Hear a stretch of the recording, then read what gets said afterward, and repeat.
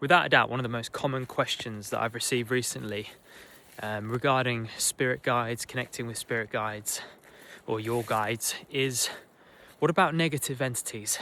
A lot of people are very concerned about connecting with negative entities. How do you know whether it's genuinely your guide? How do you know how do you avoid connecting with a negative entity? So I'm going to talk to you today about working through this.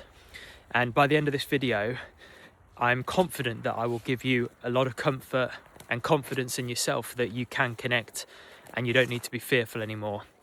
So I understand the question, I understand the concern completely, but what I would want to put to you as something to think about is that if someone in daily life said to you, I don't want to leave my house because there's a lot of nasty people outside, and I don't want to go to the shops, I don't want to see people, I don't want to grow personally because I'm putting myself at risk of coming across someone that might harm me.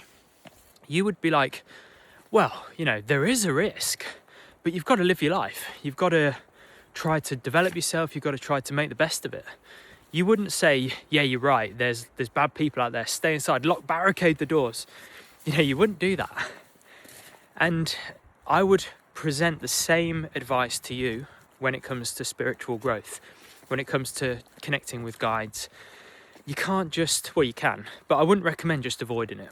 I wouldn't recommend dwelling in that fear and saying to yourself, I'm not going to even attempt to connect with my guides because there is a small risk that I might encounter a being or an entity that I didn't want to. Now, I'm not going to lie to you. There is a risk that you can, but there's a risk that you could walk out of your house one day and someone steals your phone or someone attacks you. The risk is small, but there is a risk. I've been doing this work, as a lot of you know, and I begrudge having to repeat myself, but I say it for the new potential new viewers. I've been doing this work since I was 6. My dad got me into it, and so I've been meditating for like 25 years.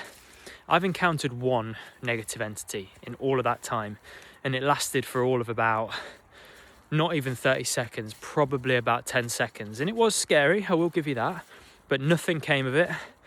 And it was just one of those things. I just took it as, things happen in life, things happen. And I connected with the divine immediately in that moment, and it vanished. And it's, as I say, it's happened once in all of this time. So it's incredibly rare, but you do hear people having more longer lasting kind of experiences of these things. And it's sad, but there's a lot of reasons why, and I'm going to touch on some of them in this video. So that's one thing that I would remind yourself of, is that there is inherently going to be fear in any area of life you want to progress.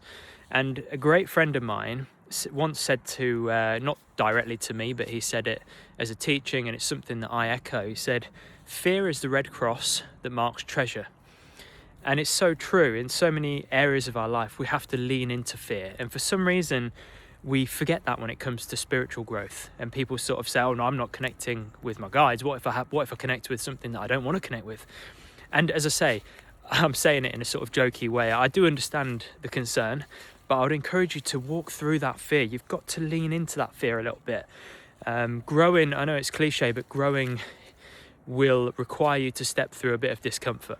And if fear is the discomfort for you, you should, I believe, step through that in a way that works for you, in a gentle way. You don't need to overdo it for yourself, but stepping through that fear is valuable for your growth.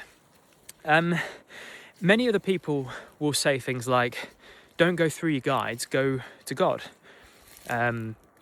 Guides can be dressed up as negative entities and you can get drawn into them and do all of these things. And the thing that I would say with that is that there are, I would probably say, millions of people, definitely thousands, maybe millions of people around the world that take life in the name of God, who do awful things in the name of God. And of course, that is not something that God would ever want. Anyone in the right mind would know that, but still people do these things. So just taking that idea of oh, you're going to the wrong source, I don't believe is the right way is the right answer. I don't think that is why people go wrong. Why I believe people connect with negative entities more is for two reasons. One is they are harmonizing with what they have created within themselves. So if you're filled with fear, if you're filled with negativity, if you're filled with anger, if you're like watching the news and consuming all of this negative energy, then you're trying to connect with a guide, a spirit guide. You're more at risk of harmonizing with the energy that you've created within yourself. And it takes a lot of like self-reflection to be honest with yourself and be like, yeah, you know what, I could be more positive. It is perhaps something within me that's bringing this about. You know, in the same way that if I was to be watching horror movies all day long and watching awful things on the news and listening to very aggressive music and all of that, the potential is that I would harmonize more of that in my everyday life. So this stuff is real. It's not, you know, I'm not just making this up. This stuff is real. But how we are within ourselves is going to be a big factor. The second thing is karma. So we might be the most beautiful people ever. We might just do good all the time, be loving, but still face difficulties.